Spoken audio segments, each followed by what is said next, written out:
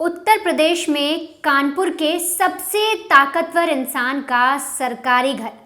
ये तस्वीरें जो आप देख रहे हैं ये डीएम साहब के घर की तस्वीरें हैं। वो डीएम साहब जो पूरे जिले का ब्यौरा रखते हैं, जिनके हाथों में पूरा जिला सुरक्षित होता है। इस जगह को डीएम कंपाउंड भी कहा जाता है और ये कानपुर का सबसे सेफ इलाका माना जाता है, क्योंकि अगर आप नज़र डालेंगे तो इस डीएम कंपाउंड में जो डीएम साहब राकेश कुमार सिंह का घर बना हुआ है, उसके अगल बगल तमाम और बड़े बड़े अधिकारियों के घर हैं, जिनमें कई सारे तो जज हैं। अब आप सोचिए इस इलाके की सुरक्षा कैसे होती होगी। हर तरफ पुलिस वाले मौजूद होते होंगे, सिक्योरिटी गार्ड दिन और रात इस जगह पर इकट्ठा रहते होंगे, हमेशा निगरानी करते होंगे कि इस जगह पर कोई अनहोनी ना हो या बड़े बड़े अधिकारियों को कोई तकलीफ ना हो। लेकिन आप सोचिए उस कातिल के बारे में जिसने लाश को छुपाने के लिए शहर के सारे इलाके छोड़ दिए, बल्कि डीएम कंपाउंड का इलाका चुना। इसी इलाके में आके उस कातिल ने बड़ी ही चालाकी से बड़े बड़े अधिकारियों की नाक के नीचे से, पुलिस वाले सिक्योरिटी गार्ड की नाक के नीचे जाकर ना सिर्फ लाश को छुपाया, बल्कि उसको छुपाने के लिए एक गड्ढा खोदा और गड्ढा खोद कर बिल्कुल दृश्यम स्टाइल में उस लाश को उस गड्ढे में छुपाया। और ना सिर्फ 1 या 2 दिन बल्कि 4 महीने तक इस कत्ल को छुपाता रहा। ये पूरी कहानी आपने कई जगह पढ़ी होगी, एकता मर्डर केस कानपुर का। मैं आपको फ्रेम दर फ्रेम और तस्वीरों के सहित इस पूरे केस को समझाऊंगी और बताऊंगी कैसे एक सबसे ताकतवर शख्स का जो सरकारी आवास है, उस इलाके को जो डीएम कंपाउंड कहते हैं, उसी के पीछे कैसे एक कातिल ने बड़ी ही बेरहमी से एक महिला की लाश को दफना दिया और कत्ल करके फरार हो गया। पुलिस को चकमा भी देता रहा। और तो और जैसे ही इस महिला की लाश मिली तो पति ने सिर्फ एक बात कही। उसने कैमरे पर बस इतना कहा कि मैं अपनी पत्नी को माफ़ कर देता, उसने जो भी किया था मैं सब भूलने को तैयार था। ये मेरे साथ क्या हो गया, मुझे एकता से अच्छी लड़की नहीं मिल सकती। इतनी बढ़िया थी मेरी पत्नी की, क्या बताएं। बच्चों को कभी अकेला नहीं छोड़ती थी। आज मैं अपने बच्चों को जवाब देने योग्य नहीं बचाऊं किसी भी तरह से, क्योंकि वही से होल सोल इंचार्ज थी मेरे घर की। मेरी माँ भी नहीं है। मेरा तो पूरा घर भी कर गया सर। ये तो एक उम्मीद थी कि चलो मिल जाएगी, कोई भी बात होगी हम उसको अपने पास रखेंगे। फ्रेम दर फ्रेम आप ये पूरी चीज़ें समझिए। उससे पहले कुछ तस्वीरें आपको दिखाती हूँ। सबसे पहले आप जो तस्वीर देख रहे हैं ये एक सीसीटीवी तस्वीर है जो जिम की है, 24 जून 2024 की। इसके बाद जो अगली फोटो आप देख रहे हैं ये वही लड़की है एकता। यही तस्वीर पुलिस को थमाई गई थी और ये कहा गया था कि ये जो मेरी पत्नी है, ये जो लेडी है, ये गायब हो गई है, आप इन्हें ढूंढिए। तो सबसे पहले पुलिस को जो तस्वीर मिली थी एकता की, वो ये वाली तस्वीर थी। इसके बाद अब तस्वीर देखिए, ये वो शख्स है जो बताया जा रहा है कातिल है और जिसने बड़ी बेरहमी से ना सिर्फ महिला का कत्ल किया बल्कि पुलिस को चकमा देने के लिए लाश भी डीएम आवास के कंपाउंड में छुपा दी। अगली तस्वीर और आप देखिए, ये उस वक्त की तस्वीरें हैं जब सर्च ऑपरेशन चलाया गया लाश को ढूंढने के लिए। 4 महीने बाद जब डीएम कंपाउंड में पुलिस वाले पहुंचे और सर्च ऑपरेशन चलाया गया और इस तरीके से गड्ढा खोदा गया। अब आपको मैं तस्वीरों के तहत इस पूरे केस को समझाने की कोशिश करती हूँ। दिन था शनिवार, 26 तारीख थी, रात के करीब 10 से 11 बजे के बीच 15 से 20 दरोगा, बड़े बड़े अधिकारियों की गाड़ी लगातार सायरन के साथ इस डीएम आवास में जो इसका कंपाउंड है वहाँ पर घुसना, दाखिल होना शुरू कर देती है। लगातार एक से एक गाड़ियाँ आती हैं, तमाम बड़े बड़े अधिकारियों की गाड़ियाँ आती है, पुलिस वाले आते हैं, सिपाही आते हैं। और ऐसे में जो उस इलाके के और लोग थे, जो आसपास और रिहायशी इलाके में जो लोग रहा करते थे, वो डर जाते हैं। वो सोचते हैं कि आखिर ऐसा हुआ क्या है कि अचानक इतनी तादाद में पुलिस वाले, इतनी गाड़ियां लगातार आ रही हैं। और बहुत ही जब गाड़ियां वहां पहुंचती हैं तो सीधे दरवाज़ा बंद कर लिया जाता है। आप जो तस्वीर देख रहे हैं वही तस्वीरें हैं और इसमें इसी आवास का दरवाज़ा है, पूरी तरीके से लॉक कर लिया जाता है और एक सीक्रेट ऑपरेशन चलाया जाता है। और पुलिस वालों के साथ विमल, जो एक शख्स है विमल सोनी, जो हत्यारा है, वो भी उनके साथ मौजूद था। पुलिस उसको पकड़कर अंदर ले जाती है और ये सारा मंजर, ये सारी चीज़ें जब लोग देखते हैं तो उनके मन में डर बैठ जाता है कि आखिर ये शख्स को पुलिस वाले यहाँ लेकर क्यों आए हैं। और इसके बाद 11 से 1:30 बजे तक लगातार खुदाई होती है, जिस जगह पर विमल सोनी ने बताया था कि इस जगह डीएम कंपाउंड के इस इलाके में या इस एरिया में उसने महिला की लाश को गाड़ा है, दफनाया है। वहाँ पर लगातार तमाम तरीके से, तमाम औजारों से खुदाई की जाती है। अब जैसे जैसे खुदाई बढ़ती है वैसे वैसे पुलिस वालों को लगता है कि हो ना हो यहाँ पर उन्हें लाश मिल जाएगी, और इसीलिए वो सीक्रेट शिनाख्त करने के लिए जो लड़की, जो महिला थे, उसके परिवार वालों, उसके हस्बैंड को कॉल कर देते और कहते हैं कि आप चुपचाप इस जगह पर आ जाइए, हमें आपसे शिनाख्त करवानी है। अब ऐसे में जो पति है, जो बेचारा पहले से दुखी था, वो वहाँ पर पहुँचता है। पहुँचने के बाद वो कई देर तक खड़ा रहता है अपने साले के साथ, उस वक्त वहाँ पर जाता है और खुदाई लगातार हो रही होती है। अब ऐसे में पुलिस कम से कम 4 फीट का गड्ढा खोद लेती है और पुलिस के हाथ कुछ नहीं लगता। तो पुलिस को लगता है कि हो ना हो विमल सोनी जो है वो उन्हें बेवकूफ़ बना रहा है। आप जैसे तस्वीरों में देख रहे हैं किस तरीके से पुलिस वाले जो हैं गड्ढा खोद रहे हैं, आसपास पूरा हुजूम उमड़ा हुआ है, सभी उस जगह को एकदम से एक टक लगा के देख रहे हैं कि कब अंदर से कुछ ऐसे सबूत निकले। और 4 फीट गड्ढा खोदने के बाद जब पुलिस को कुछ नहीं मिलता तो वो हताश होते हैं। उन्हें लगता है शायद विमल सोनी हमें फिर से बेवकूफ़ बना रहा है, वो हमें बरगला रहा है इस केस को पलटने के लिए या इस केस को कहीं और मोड़ने के लिए। लेकिन कुछ पुलिस वाले हार नहीं मानते, वो फिर से खुदाई करते हैं। अब जो मिट्टी थी वो नीचे की थोड़ी गीली हो जाती है, लगातार खोदते खोदते मिट्टी खुद ब खुद धंसना शुरू कर देती है। अब जैसे मिट्टी थोड़ी थोड़ी धंसती है, उन्हें लगता है कि नीचे कुछ तो है, कुछ तो अड़ रहा है हमारे फावड़े में, और ऐसे में फिर से खुदाई तेज़ की जाती है, लगातार खुदाई होती है, और जैसे ही खुदाई होती है कट करके एक आवाज़ आती है। अब ये देखकर पुलिस वालों को अंदाज़ा हो जाता है कि अंदर अब कुछ ना कुछ तो ऐसा है जिससे जो विमल सोनी बता रहा है हो सकता है महिला की लाश ही क्यों ना हो। और ऐसे में जैसे जैसे और खुदाई होती है, लगातार सर्च ऑपरेशन चलता है, वैसे वैसे दुर्गंध, जो बदबू है वो आना फैल जाती है, और फिर एक फावड़ा पड़ता है जिससे जो नीचे जो महिला की लाश थी वो एक तरीके से स्केलेटन में तब्दील हो गई थी। और जब एक फावड़ा पड़ता है तो वो जो स्केलेटन है वो टूट जाता है, उसका सिर और उसका जो धड़ है वो अलग हो जाता है। इस कंडीशन में पुलिस को जो महिला की लाश है, जो स्केलेटन है, वो बरामद होता है। अब जैसे ही पति ये चीज़ें देखता है उसकी हालत ख़राब हो जाती है, उसके पैर डगमगा जाते हैं, वो अपने साले को पकड़कर रोने लग जाता है। लेकिन इसके बाद पुलिस को शिनाख्त करानी थी। पुलिस उस स्केलेटन को निकालती है, पन्नियों में भरती है और साथ ही साथ पति से शिनाख्त कराती है।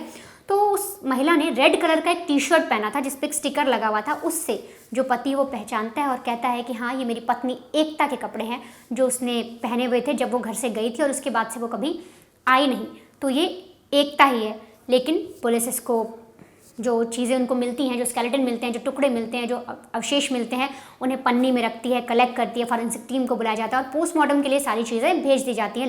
लेबोरेटरी में सारी चीज़ों को भेज दिया जाता है कि आगे की जांच हो सके। अब इसके बाद हर जगह सन्नाटा फैल जाता है जब इलाके में सबको पता लगता है कि इस जहाँ पर सरकारी अफसर रहते हैं, बड़े बड़े अधिकारी रहते हैं, जहाँ पर 24 घंटे चाक चौबंद व्यवस्था रहती है सिक्योरिटी की, जहाँ पर पुलिस वाले सिक्योरिटी देते हैं, वहाँ पर एक कातिल आता है, बड़े ही आराम से गड्ढा खोदता है और लाश खोल डालकर उसके अंदर गड्ढे में दफनाकर चला जाता है। और इसके बाद जब खुदाई होती है तो लाश मिलती है। अब ऐसे में हर कोई हैरान और परेशान था। तो लगातार 1:30 से 3 बजे तक ये सारी चीज़ें चलती रहती हैं। लोग भी परेशान होते हैं, पुलिस वालों से बात करने की कोशिश करती है मीडिया, लेकिन पुलिस वाले कुछ नहीं बोलते। बाद में आने के बाद जो पुलिस वाले एक पीसी करते हैं जिसमें सारी डिटेल देते हैं। अब ऐसे में जो कातिल है वो अरेस्ट हो चुका है, महिला की जो लाश थी वो भी मिल चुकी है, सारी लेबोरेटरी भेज दी गई हैं आगे की जांच के लिए। लेकिन ये कहानी शुरू कैसे होती है और आखिर एक पति ने ऐसा क्यों कहा कि मेरी बीवी ने जो भी किया मैं उसे माफ़ कर देता, मैं सारी चीज़ें भूल लेता, मैं उसे अपना लेता, ऐसा एक पति को क्यों कहना पड़ा? क्या एकता ने कुछ ऐसा किया था जिसके लिए उसे पति को उसे माफ़ करना पड़ता? विमल के साथ उसका क्या रिश्ता था? और आखिर वो सीसीटीवी की तस्वीरें या जो टायर का पहिया है या और भी ज़्यादा ऐसी चीज़ें, क्या इस पूरी कहानी को विमल अब भी घुमाने की कोशिश कर रहा है? अब आप ये समझिए। देखिए, विमल ने फ़िलहाल अपना जो गुनाह है वो कबूला है और पुलिस से कह दिया है कि उसने एकता को सिर्फ एक मुक्का मारा था जिससे वो एकदम से गिर जाती है। विमल को लगता है कि वो बेहोश हो गई है और इसके बाद वो सोचता है थोड़ी देर में अभी उसे होश आ जाएगा, लेकिन कुछ देर बाद जब वो होश में नहीं आती तो वो उसकी सांसों को चेक करता है, पता लगा है वो थम चुकी हैं। और ऐसे में विमल कहता है कि मैं डर गया था और इसीलिए मैंने लाश को छुपाने की कोशिश की। साथ ही साथ विमल ने ये भी बताया कि वो मुझ पर शादी का दबाव बना रही थी। फिर एक पहले विमल ने ये बोला, फिर दूसरी स्टेटमेंट विमल कहता है कि मैं उससे शादी कर भी लेता, मैंने उसे समझाया था कि तुम्हारा पति है, तुम्हारे 2 बच्चे हैं, क्या तुम उन्हें छोड़कर मेरे पास आ पाओगी? तो विमल ने कहा कि ना एकता मेरी शादी होने दे रही थी और ना ही वो मुझसे शादी कर रही थी, तो ऐसे में मेरे पास कोई ऑप्शन नहीं बच रहा था। अब इस कहानी की शुरुआत कैसे होती है, कैसे जो विमल है वो एकता से मिलता है, क्या चीज़ें होती हैं और कैसे एक डीएम आवास तक इस पूरी हत्या की जो कड़ी है वो जुड़ जाती है, आखिर ये कैसे हुआ? तो देखिए, 19 फरवरी 2023 को कानपुर में कानपुर के ग्रीन पार्क में एक हाईटेक जिम का उद्घाटन होता है और वो जो जिम थी वो सरकारी ग्राउंड पर बनी हुई थी। तो ऐसे में कई सारे जो अफसर थे, उनकी जो पत्नियां थीं, वो उस जिम में जाया करते थे। और ऐसे में जो विमल है वो काफ़ी अच्छा ट्रेनर था और इसीलिए जो बड़े बड़े अधिकारी थे वो उससे ट्रेनिंग लेने लगे। उनकी वाइफ जो है वो जिम ट्रेनर से ट्रेनिंग लेने लगी, एक्सरसाइज करवाता था, उनके घर तक जाता था। तो एक तरीके से जो विमल की है वो पैठ बननी शुरू हो गई थी। अब ऐसे में उस जिम में जो बाकी ट्रेनर थे वो विमल से कहीं ना कहीं जलने भी लगे थे। कई बार ऐसा होता कि विमल की इतनी पैठ हो गई थी सरकारी अफसर के साथ, उनकी बीवियों के साथ या उनके दफ्तर में जाने के लिए, कि वो उसका एक तरीके से धौंस दिखाता था बाकी ट्रेनर्स को। वो कहता था कि अगर तुमने ऐसा नहीं किया तो मैं उनसे कह दूंगा, मेरी यहाँ चलती है, मेरी वहाँ चलती है। तो इस तरह के बड़े बड़े अधिकारियों का हवाला देकर वो जो विमल है वो बाकी ट्रेनर्स पर भी अपनी धौंस दिखाना शुरू कर देता था। लेकिन लगातार जो अफसर थे वो विमल को पसंद करने लगे थे और इसी सिलसिले में जो डीएम आवास था, क्योंकि वो सरकारी अधिकारियों को सिखाता था और इसीलिए डीएम कंपाउंड तक उसकी पहुंच बन गई और यहाँ तक कि उसके लिए कमरा भी डीएम कंपाउंड में अलॉट हो गया था, जहाँ वो अक्सर जाके 8-9 घंटे बिताया करता था। अब आप ये देखिए, एक बाहरी आदमी, एक ट्रेनर है जिसको डीएम कंपाउंड के अंदर एक कमरा दे दिया गया है, तो किस तरीके से, कितना आसान हो गया उसके लिए लाश को छिपाना। अब इसी सिलसिले में 2023 में ही एकता गुप्ता वो जिम ज्वाइन करती हैं, क्योंकि वो अपनी सेहत को लेके ज़्यादा कॉन्शियस थी, वो अपनी बॉडी को लेके कॉन्शियस थी। उन्हें ये लगता था कि वो अच्छी दिखनी चाहिए और इसीलिए उन्होंने 2023 में जिम को ज्वाइन कर लिया। और उनका भी उन्हें जो ट्रेनर मिला वो मिला विमल। अब विमल से लगातार वो फ़ोन पर बात करने लगी, वो रेगुलर पूछने लगी मैं क्या खाऊं, क्या पहनूं, कैसे कपड़े मुझ पे ठीक लगेंगे, या कैसा मैं खाऊंगी तो मेरा वेट कम होगा। बहुत सारी ऐसी चीज़ें हैं जो हेल्थ को लेके वो इतनी कॉन्शियस थी, वो पूछने लग गई अपनी बॉडी को लेके, वो कैसे खुद को मेंटेन रख सकती हैं। अब लगातार जब बात होती गई तो इन दोनों में रिश्ता बन गया। बातचीत इस कदर हुई कि अब इनमें अफेयर हो गया। अफेयर होते होते इन दोनों के में नज़दीकी बढ़ गई और नज़दीकी इस कदर बढ़ी कि कई बार जो एकता है वो अपने बच्चों को छोड़कर, उसके 2 बच्चे थे, उनको छोड़कर, साथ ही साथ अपने हस्बैंड को छोड़कर अकेले चुपचाप विमल से मिलने आती, कई बार उसके साथ बाहर जाती, आउटिंग पर जाती, पार्टीज करती। ये सारी चीज़ें एकता ने शुरू कर दी थी। अब ऐसे में जो विमल है उसकी शादी के भी दिन आ रहे थे, उसके परिवार ने उसके लिए एक लड़की देख ली थी और यहाँ तक कि उसका तिलक भी करा दिया था। विमल ने ये सारी चीज़ें जब एकता को बताई तो एकता गुस्से से लाल हो गई। एकता ने कहा कि तुम किसी और से शादी कैसे कर सकते हो, मैं तुम्हारे साथ हूँ। इस पर विमल का जो बयान है, विमल ने बताया कि उसने एकता से कहा था कि तुम्हारे 2 बच्चे हैं, तुम्हारा पति है, क्या तुम उन्हें छोड़ सकती हो मेरे लिए। इस पर एकता ने मना कर दिया। अब विमल ने जो पुलिस को कबूलनामा दिया या जो चीज़ें विमल ने बताई उसके तहत विमल का कहना है कि एकता से जब उसने कहा कि तुम मुझसे शादी कर लो तो एकता ने मना कर दिया, और जब उसने कहा कि मैं किसी और से कर लेता हूँ तब भी एकता गुस्सा हो रही थी। तो ना तो वो मुझे शादी करने दे रही थी और ना ही मेरे साथ रहने के लिए आ रही थी। ऐसे में मेरे पास कोई ऑप्शन नहीं था। और इसी सिलसिले में एक दिन जब वो जिम के लिए आ रही थी तो मुझे रास्ते में मिल गई। ये सारा बयान मैं बता रही हूँ जो विमल ने चीज़ें बताई हैं। विमल ने कहा कि वो मुझे रास्ते में मिल जाती है, मैं उसे कार में बिठाता हूँ और कार में फिर से वो मुझ पर बहस करना शुरू कर देती है। वो मुझसे लड़ती है, वो मुझसे झगड़ती है और मुझसे कहती है कि तुम उस लड़की से रिश्ता तोड़ दो, तुम अपने परिवार वालों को मना कर दो। इस पर मैं एकता से पूछता हूँ कि तुम क्या मेरे साथ रहोगी, क्या अपने बच्चों को छोड़कर मेरे पास आ सकती हो। एकता इस पर मना कर देती है। वो कहती है मुझे तुम्हारे साथ रहना है, लेकिन मैं अपने बच्चों को नहीं छोड़ूंगी, मैं अपना घर नहीं छोड़ूंगी, मैं अपने पति को नहीं छोड़ूंगी। अब इन सारी चीज़ों पर विमल का कहना है कि उसे गुस्सा आता है। वो एक पंच जो है वो एकता को मार देता है। अब जो पंच मारता है तो एकता बेहोश हो जाती है, ऐसा विमल को लगता है। लेकिन कुछ देर तक जब उसे होश नहीं आता तो ये समझ जाता है कि वो मर चुकी है। अब ऐसे में जो विमल है वो सोचता है कि अब क्या किया जाए। तो विमल यहाँ पर साफ तौर पर कहता है कि इसके लिए उसने दृश्यम देखी, और विमल ये भी कहता है 1 नहीं 2 नहीं बल्कि 13-14 बार उसने दृश्यम देखी और ये प्लान किया कि कैसे वो इन सब से बचने के लिए लाश को छुपा सकता है और कहाँ छुपा सकता है। विमल बताता है कि उसने प्लानिंग की क्यों ना गंगा नदी में लाश को बहा दिया जाए, लेकिन उसे लगा कि ऐसे में वो पकड़ा जा सकता है। और फिर उसने जब पिक्चर देखी अजय देवगन की दृश्यम तो उसने देखा किस तरीके से जो अजय देवगन थे उस मूवी में, वो पुलिस का जो पूरा एक स्टेशन बनता है उसी में लाश को दफनाते हैं। तो वो भी ये सोचता है कि मेरे पास डीएम कंपाउंड तक जाना आसान है, मैं वहाँ तक जा सकता हूँ, मुझसे कोई रोक टोक नहीं करेगा और उस इलाके में किसी को शक भी नहीं होगा। और इसीलिए वो इंतज़ार करता है। थोड़ी शाम ढलती है, जब उसका समय होता है वो डीएम कंपाउंड में बड़े आराम से जाता है, क्योंकि वो पहले से जाता रहता है। उसकी गाड़ी को लोग देख लेते हैं तो कोई भी उसे रोकता टोकता नहीं है। वहाँ पर जाके लाश को दफनाता है और फिर वापस आ जाता है। अब इसके बाद डेड बॉडी को जब दफनाने के बाद वो बताता है कि उसने कम से कम 5 फीट गड्ढा खोदा था जो 2.5 फीट चौड़ा भी था। वो खोदने के बाद लाश को दफनाता है और फिर लोगों से मिलकर वापस आ जाता है। अब किसी को शक भी नहीं होता। इसके बाद विमल बताता है कि उसने खुद को मारने की भी कोशिश की। उसने कहा कि वो गंगा घाट गया और उसने सोचा क्यों ना खुद को भी खत्म कर दे, लेकिन उसकी हिम्मत नहीं हुई। और ऐसे में उसने बताया कि फिर मैंने सोचा कि कुछ दिनों बाद हो ना हो मुझ तक पुलिस पहुंच ही जाएगी, इसलिए वो जगह जगह भागता फिरा। उसने अपने भतीजे से कपड़े मंगाए, कपड़े बदले, कुछ सामान मंगवाया और फिर दिल्ली निकला, दिल्ली से पंजाब निकला, कई ऐसी जगह वो घूमता फिरता रहा और दिल्ली में उसने एक होटल में कुछ दिन नौकरी भी की। अब इधर एक तरफ ये जो सारी चीज़ें थी विमल ने बताई कि ऐसा एक मर्डर कर दिया और वो भाग रहा था, लेकिन जिस रोज़ एकता गायब हुई, जो जिम की आपने तस्वीर देखी, जो सीसीटीवी फुटेज मैंने आपको पहले भी दिखाया और जो अभी आप देख रहे हैं, ये वो सीसीटीवी फुटेज है जो पुलिस ने देखी और फिर केस को इन्वेस्टिगेट किया। दरअसल जब महिला सुबह सुबह जिम के लिए निकली, जैसा कि विमल ने बताया, वो अचानक से घर नहीं पहुंची, काफ़ी देर बीत गई। इस पर परिवार वाले जो हस्बैंड थे वो परेशान हुए, पुलिस स्टेशन गए, पुलिस को बताया। तो पुलिस को लगा हो ना हो ये अफेयर का मामला है, कि उस महिला का किसी से अफेयर चल रहा होगा। पति ने डिनाई किया। तब पुलिस को लगा कि किसी ने किडनैप कर लिया है, किसी ने ज्वेलरी लूटने के लिए ये सारी चीज़ें कर ली हैं। पुलिस जिम तक जाती है, जिम में जो विमल है वो नहीं मिलता। अब पुलिस का शक उस विमल तक जाता है। और तो इस पूरी जांच में पुलिस ने पहले हस्बैंड का, जो एकता के परिवार वाले हैं, उनका सहयोग भी नहीं किया था। जो पति हैं वो ये आरोप लगा रहे हैं कि जब हम पहले गए तो पुलिस ने हमें बोल दिया कि तुम्हारी बीवी ऐसी तुमसे परेशान होकर कहीं चली गई होगी, केस देख लेंगे। पहले दूसरे कई दिन तक वो कोशिश करते रहे, यहाँ तक कि उन्होंने बताया कि आईबी में भी उनका कनेक्शन है, उनकी एक बहन है जो काम करती हैं, उनके थ्रू भी उन्होंने सिफारिश करवाई, तब भी पुलिस वालों ने ध्यान नहीं दिया। लेकिन जब चीज़ें बढ़ गई, लगातार महीने बीत गए, जून की बात है ये, जो एकता जिस रोज़ जो तारीख थी वो जून की तारीख थी। अगर मैं आपको सही एकदम एग्जैक्ट डेट बताऊँ तो मैं आपको बताती हूँ, वो तारीख थी जब एकता गायब हुई थी 24 जून 2024 की।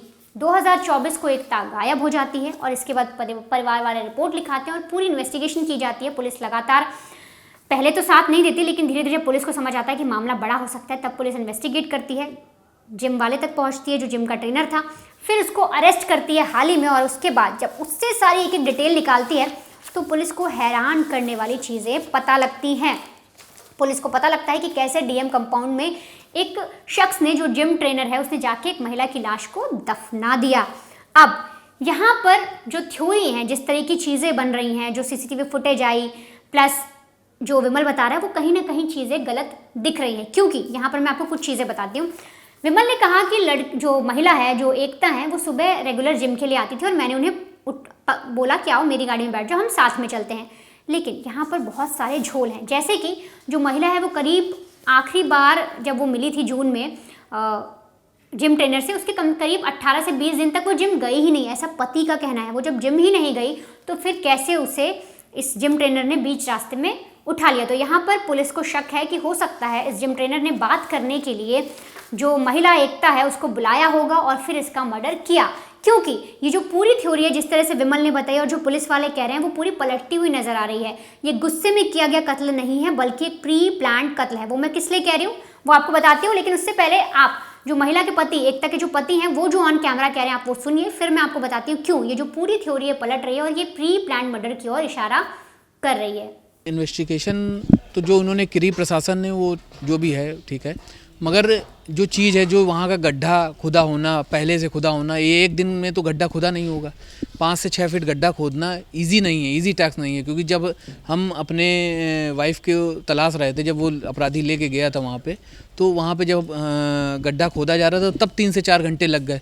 तो ये कोई ईजी टास्क तो था नहीं। तो कहीं ना कहीं इसके साथ या तो कोई इन्वॉल्व है जिसने प्लानिंग करी पूरी और उसको अंजाम दिया कि ये चीज़ करनी है, और इसके साथ पूरा मतलब कहीं ना कहीं उस कंपाउंड में या कोई भी इन्वॉल्व जरूर है उसके साथ। हाँ, आपको क्या लगता है कि जो जांच आप मांग कर रहे हैं, किस एजेंसी से जांच मांग कर रहे हैं, उसमें क्या क्लियर हो पाएंगे? मैं माननीय मुख्यमंत्री के द्वारा ये जांच कराना चाहता हूँ कि सीबीआई जांच हो और इसकी निष्पक्ष जांच हो, कि जिससे कि जो और भी चीज़ें अगर खुलासे हों तो सामने आने चाहिए। कि मान लीजिए हो सकता है ये अपने ऊपर आरोप ले रहा हो कि ठीक है हम ले लो, चीज़ें आगे कुछ और भी हो सकती हैं, तो वो कहीं ना कहीं खुलना चाहिए ना। मान लीजिए आज मेरा घर ख़राब हुआ है, कल ऐसे ही लाखों घर हैं जो विश्वास करके जाते हैं और चीज़ें हो जाएं उनके साथ, तो क्या है। अगर अभी भी अगर प्रशासन या जो सूबे की मुखिया बैठे हुए हैं जो न योगी आदित्यनाथ जी नहीं वो करेंगे तो क्राइम तो बढ़ता ही जाएगा दिन पर दिन। कौन आदमी कहाँ निकल पाएगा, किसी की बहू बेटी घर निकल ही नहीं सकती, बाहर ही नहीं निकल सकती। ये बताइए कि बात आ रही थी, पुलिस की बात कहनी है कि वो प्रेम प्रसंग का मामला था और उसके बाद इस पूरी हत्या हुई। आप इस फैक्ट से वाकिफ़ रखते हैं? सर देखिए, ये हमारा आदमी तो मर गया है, डेथ हो गई उसकी, वो उसने ख़त्म कर दिया। कहीं कुछ नहीं, इन बातों में 1% की सच्चाई नहीं है। ये सिर्फ अपने आप को बचाने का एक तरीका है कि अब तो वो है नहीं, ना वो कोई जवाब दे पाएगा, तो ये एक तरीका है बचाने का। प्रेम प्रसंग वहाँ होता है या तो एक लेवल होता है हर चीज़ का, यहाँ पे कोई लेवल ही नहीं है किसी चीज़ का। प्रेम प्रसंग किस तरह का, जब घर में सारी चीज़ें हैं, सब कुछ है, कहीं कोई समस्या नहीं है, घर की होलसेल इंचार्ज वो है, तो कहीं होने का मतलब ही नहीं है। ये प्रेम प्रसंग का तो ये एक मुद्दा ये जोड़ा गया, ये मनगणन है, ये सारी चीज़ें इसको क्रिएट किया जा रहा है कि प्रेम प्रसंग था या उसकी वजह से था या उसने बोला, ये बहुत सी चीज़ें ऐसे निकल के आ रही कि उसका तिलक था फला, और तिलक भी नहीं था, 1.5 साल भर पहले उसकी शादी टूट चुकी थी, तो मतलब ही नहीं है कहीं कुछ। तो आपको क्या लगता है कि किस वजह से हत्या की और क्या पूरी मचा? ये सर इसकी प्री प्लानिंग थी पूरी कि अगर ये मेरी बातों को नहीं मानती है तो इनको हमें मारना है, और ये प्लानिंग इसकी बहुत समय से हमें लगता है कि 2-3 महीने 4 महीने से चल रही थी इसके दिमाग में। ये मेरी पत्नी भी नहीं समझ पाई क्योंकि विश्वास उसने जमा रखा था, प्रोटीन शेक देता था अपने हाथों से, वो सब करता ही था, बातचीत भी करता था, डाइट चार्ट भी, सारी चीज़ें वो करता ही था, बात भी होती थी आपस में, मैसेज भी डालता रहता था, सारी चीज़ें रहती थी। तो उसके दिमाग में था कि अगर इन्होंने हाँ किया तो ओके है, अगर ये ना करती हैं तो इनको सीधे मारना है, क्योंकि अगर ये मेरी नहीं तो वो सामने पूरा घर इसका ख़राब करना है। तो प्रोटीन शेक की आपने बात करी कि अपने हाथ से देता था, कहीं और भी उस तरीके की बातें सामने आ रही थी, क्या लगता है? प्रोटीन शेक सर ये देता था, इसकी एक सहेली भी थी, उन्होंने भी एक बार ऐसे ही सर से वहाँ पे जब मैं पूछा कि सर आप एकता को देते हैं, आप हम लोग को नहीं देते हैं, तो इन्होंने साफ डिनाई कर दिया कि ये आपके लिए नहीं, एकता मैम के लिए है खाली ये प्रोटीन शेक, किसी और को नहीं दिया? किसी और को नहीं। तो क्या आपको लगता है उसमें कुछ मिलाया या? उसमें भी सर मिलाया ही है, क्योंकि जिस दिन ये घटना हुई है, जिस दिन अपहरण का ये घटना लिखवाई है मैंने, उस दिन इनकी तबीयत ख़राब हुई, वहाँ का एसी नहीं काम कर रहा था, ये बाहर निकली हैं और उसके बाद ये घर नहीं आई क्योंकि तबीयत ख़राब थी। तो हो सकता है इसने ये भी कहा हो कि मैम आपकी तबीयत ख़राब हो रही, मैं ये गाड़ी में बैठे रहिए, मैं आपको छोड़ दूँ। तो हो सकता है बैठ भी गई हो, क्योंकि ये विश्वास इसने बना रखा था, क्योंकि 2-2.5 साल से वो बंदा जो जा रहा है वो विश्वास, जाहिर सी बात है विश्वास कर लेगा, बैठ जाएगा कि ठीक है छोड़ देंगे। क्या लगता है आपको कि जिस तरीके से डीएम कंपाउंड के अंदर एक्सेस कैसे मिल पाया और इतने वीआईपी एरिया में जाके इतनी बड़ी घटना को अंजाम देने, आपको क्या लगता है क्या है इसकी? सर ये बहुत गहन चिंतन की बात है कि इतने जहाँ पे परिंदा भी पर नहीं मार सकता है, मतलब जिला अधिकारी का आवास बहुत बड़ी चीज़ होती है, मतलब एक नॉर्मल आदमी जा नहीं सकता, और जो जाता है ना तो एक एक चीज़ की एंट्री होती है, वहाँ घटना को अंजाम दे के फिर उसके बाद वहाँ गाड़ देना, ये अपने में बहुत बड़ी बात है। ये अभी बिल्कुल एक मिस्ट्री की तरह है और अभी ये सॉर्ट आउट नहीं हुई है, इसको सॉर्ट आउट करना है। अभी तो बहुत सी चीज़ें खुलनी बाकी हैं, अभी तो खुलना है, अभी तो ये अपराधी पकड़ा गया, अभी ये बहुत सी चीज़ें आनी हैं इसके सामने, क्योंकि ये गड्ढा खोदना और ये सारी चीज़ें अगर वहाँ पे अगर कहीं भी खुदाई भी करेंगे ना तो आवाज़ घूमती है, क्योंकि खाली इलाका है वहाँ पे, तो किसी को कुछ पता ही नहीं होगा। अगल बगल सब प्रशासन के आदमी बैठे हुए हैं, किसी को कुछ पता ही नहीं चला, वहाँ बड़े बड़े अधिकारी हैं वहाँ उस एरिया में, किसी को कुछ पता ही नहीं है। ये तो बड़ी विचित्र बात लग रही है मुझे। ये बताइए कि 4 महीने बीत गए, अपहरण का मुकदमा दर्ज हुआ, उसके बाद भी आप लोग बाकायदा प्रेस कॉन्फ्रेंस करते रहे। पुलिस का कहना है कि उनकी टीम ने बहुत अच्छा काम किया और वो स्टार्टिंग से इस पूरे मुद्दे में लगी हुई थी। आपको क्या लगता है कि किसने इन्वेस्टिगेशन करी, कैसी इन्वेस्टिगेशन हुई? 4 महीने बहुत समय होता। सर 4 महीने से हम लोग उनके साथ इन्वॉल्व थे, पूरी तरह से लगे भी थे।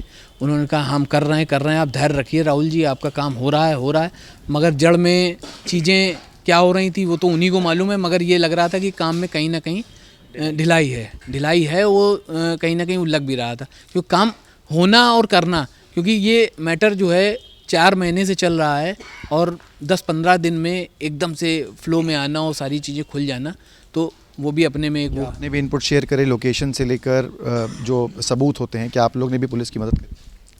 लोकेशन जो चीज़ हमको मिली, जैसे बैंक के थ्रू जो बैंकिंग है वो हमको लोग को मिली, हम लोग को पता चला तो हमने वो शेयर कर दिया।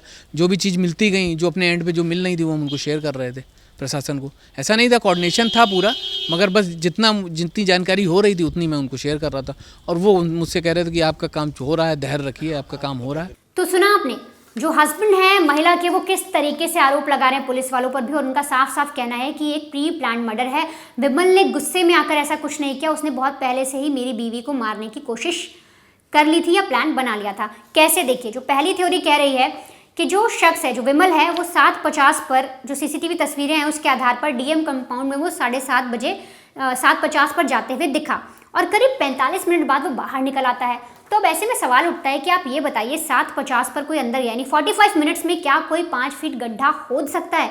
यहाँ तक कि जब पुलिस वाले सर्च ऑपरेशन चला रहे थे, जब डीएम कंपाउंड में जाके पुलिस वाले खुदाई कर रहे थे, तो उनको 5 घंटे लग गए उस लाश को बरामद करने में, उस स्केलेटन को बरामद करने में। लेकिन क्या जो विमल है उसने 45 मिनट में गड्ढा खोद दिया और डेड बॉडी को दफना दिया? ऐसा कैसे हो सकता है? हो ना हो, ये प्री प्लान मर्डर है।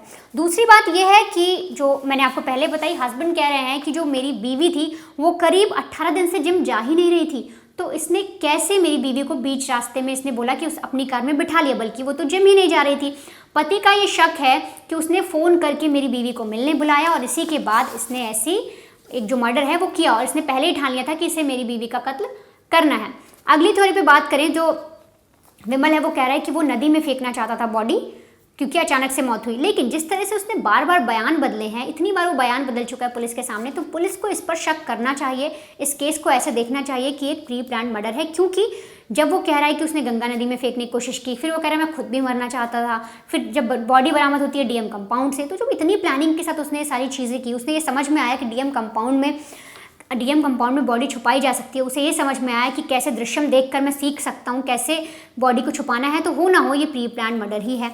अब एक सबसे अहम चीज़, दरअसल जिस गेट से, जो पुलिस वालों ने प्रेस कॉन्फ्रेंस में उसमें कहा कि इस गेट के थ्रू, ये जो गेट आप देख रहे हैं तस्वीर में, इसी गेट से जो गाड़ी है वो अंदर गई थी विमल सोनी की, हत्यारे की ये गाड़ी इसी से अंदर गई थी, इसी गेट से। लेकिन जो हत्यारे की गाड़ी है वो गाड़ी है i10, जिसकी लेंथ है 66 इंच, यानी 66 इंच की वो गाड़ी है। अब ऐसे में हस्बैंड का कहना है कि जो गेट की चौड़ाई वो खुद 65 है, तो वो गाड़ी कैसे अंदर घुस सकती है इस जगह से?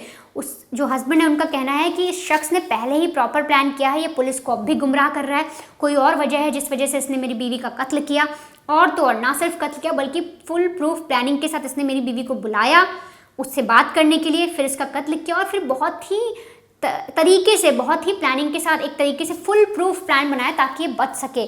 तो ये कोई गुस्से में किया गया मर्डर नहीं है। तो फिलहाल पुलिस ने आरोपी विमल सोनी को अरेस्ट कर लिया है और इस केस में जो भी अपडेट आएगी वो मैं आप तक लेकर आती रहूँगी, और कुछ वीडियोज़ हम और भी ऐसे क्राइम तक पर डालेंगे जिससे आपको इस केस के बारे में और ज़्यादा जानकारी मिले और ज़्यादा ग्राउंड रिपोर्ट के बारे में आपको समझ में आए। और फिलहाल जो पूरा इलाका है वो सन्नाटे में है, घर वालों में मातम छाया हुआ है, वो सब दुखी हैं।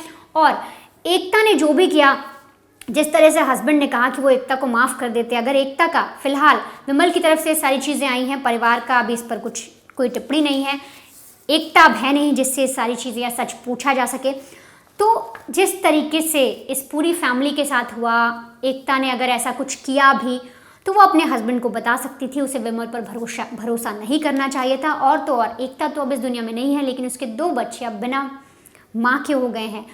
उनके पास पिता का प्यार तो रहेगा, लेकिन अब माँ का प्यार उन 2 बच्चों को कौन देगा? ये सारी चीज़ें, जो भी ये चीज़ें, अब जो भी वारदातें इस पूरे समाज में घट रही हैं, लगातार फिल्म देखकर, कहते हैं कि जो फिल्म है, जो सिनेमा है, वो समाज का आईना होता है, लेकिन इस तरीके की वारदातों को देखकर लगता है कि वो जो आईना है, जो नेगेटिव आईना है ना, उसे समाज ने बहुत ज़्यादा ही सीरियस ले लिया है।